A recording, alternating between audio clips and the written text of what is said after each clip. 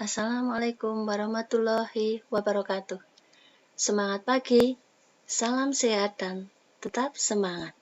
Bertemu lagi dengan Bu Indri di dalam pembelajaran sejarah Indonesia kelas 11. Kali ini materinya adalah kolonialisme dan imperialisme.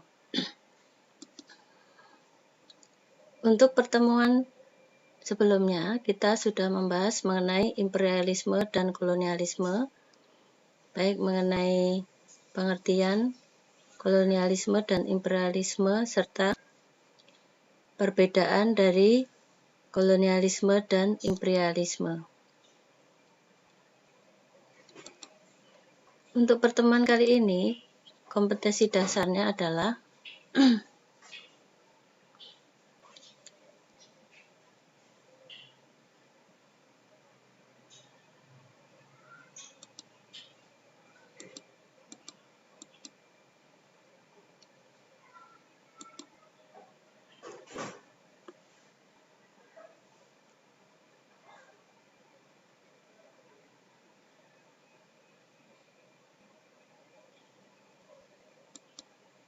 menganalisis proses masuk dan perkembangan penjajahan bangsa Eropa, yaitu bangsa Portugis, Spanyol, Belanda, dan Inggris.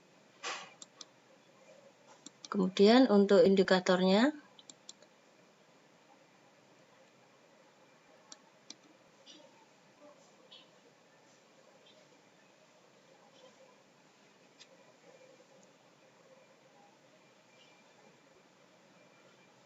yang pertama adalah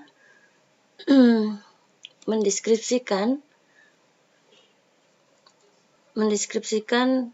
kelahiran atau terbentuknya VOC.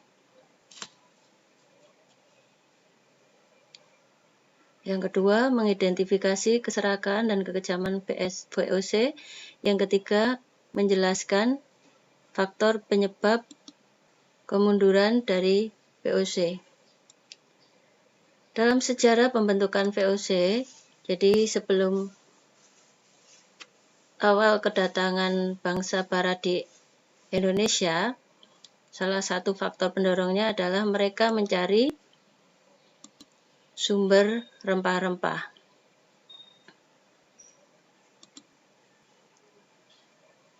Jadi, salah satu daya tarik dari Indonesia adalah memiliki sumber daya yang berupa penghasil rempah-rempah. Dan kedatangan bangsa-bangsa Eropa, baik Portugis, Spanyol, Belanda maupun Inggris, maka di Indonesia terjadi persaingan. Masing-masing mereka membentuk suatu kongsi dagang. Maka tidak terkecuali bangsa Belanda pada tahun 1598, Parlemen Belanda mengusulkan agar semua perusahaan pelayaran membentuk sebuah kongsi dagang, sehingga pada tanggal 20 Maret 1602 terbentuklah Perserikatan Maskapai Hindia Timur yang dinamakan dengan Verenigde Oost-Indische Compagnie atau disingkat dengan VOC.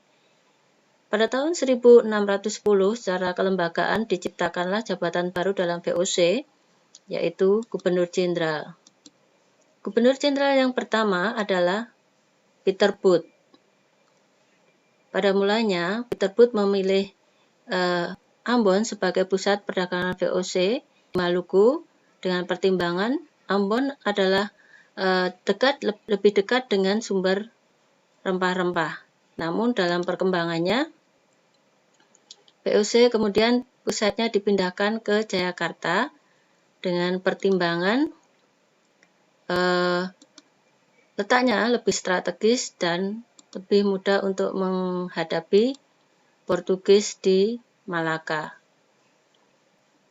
Di dalam pelaksanaannya, VOC memiliki hak istimewa yang disebut dengan hak oktroy. Hak istimewa ini seperti pemenang suatu negara. Maka VOC juga disebut negara di dalam negara. Kewenangan VOC tersebut diantaranya adalah memerintah di negeri jajan. Jadi VOC ini memiliki pemerintahan sendiri di bawah Gubernur Jenderal. Kemudian VOC juga mempunyai kewenangan untuk mengangkat pegawai. Yang ketiga, mencetak dan mengeluarkan mata uang sendiri. Yang keempat, mengadakan perjanjian, melakukan peperangan, dan membentuk angkatan perang. VOC di dalam kegiatannya di Indonesia, karena mereka menginginkan adanya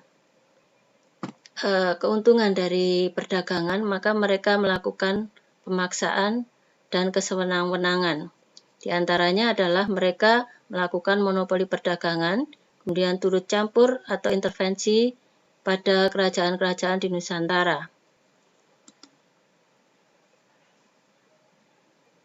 Dengan kekejaman VOC ini, pada perkembangannya, akhirnya VOC mengalami kemunduran yang disebabkan oleh adanya persaingan ketat di antara dengan kongsi dagang dengan bangsa lain. Kemudian, banyak pegawai VOC yang melakukan korupsi. Jadi korupsi itu dari dulu sudah ada, maka pembelajaran bagi kita bagaimana caranya untuk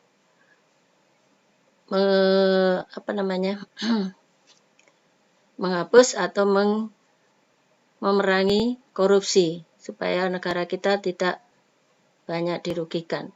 Dan yang ketiga, banyak mengeluarkan dana untuk biaya peperangan. Jadi VOC ini banyak mengeluarkan biaya untuk menghadapi perlawanan-perlawanan yang dilakukan oleh negara raja-raja di daerah-daerah. Dan yang keempat, dengan wilayah kekuasaan yang sangat luas di Indonesia, VOC membutuhkan dana untuk operasional maupun pengawasan. Dengan banyaknya dana yang dikeluarkan ini, sementara pemasukan VOC tidak ada, maka VOC mempunyai beban utang yang sangat besar. Sehingga VOC akhirnya meminta bantuan kepada pemerintahan Belanda.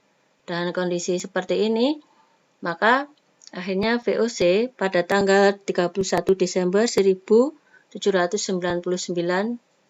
VOC dibubarkan.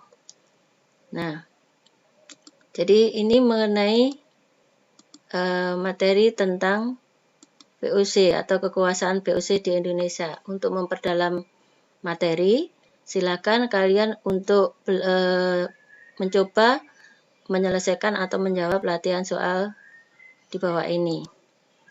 Kemudian untuk pertemuan selanjutnya, karena VOC sudah dibubarkan, maka nanti pembahasannya adalah kekuasaan atau pemerintahan Hindia Belanda di bawah Republik Batak.